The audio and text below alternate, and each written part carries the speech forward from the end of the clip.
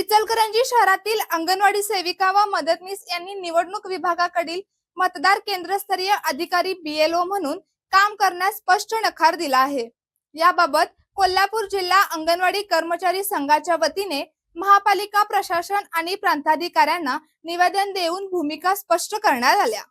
संघटनेच्या वतीने महापालिका उपायुक्त नंदू परळकर व प्रांताधिकारी यांना सादर करण्यात आलेल्या निवेदनात असे म्हटले आहे की अंगणवाडी सेविका व मदतनीस यांच्यावर BLOची जबाबदारी सोपवण्याचे आदेश देणे न्यायालयाच्या निर्देशाच्या विरोधात असून असे आदेश देण्यात आल्यास तो न्यायालयाचा अवमान ठरेल असा दावा करण्यात आला आहे।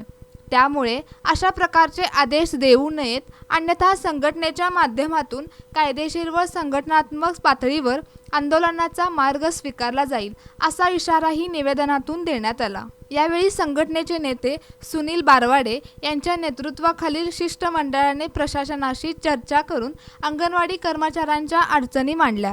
अंगणवाडी सेविकांवर आधीच विविध शासकीय योजनांची जबाबदारी असून त्यामध्ये BLOचे अतिरिक्त काम सोपविल्यास मूळ कामकाजावर परिणाम होणार असल्याचेही त्यांनी नमूद केले।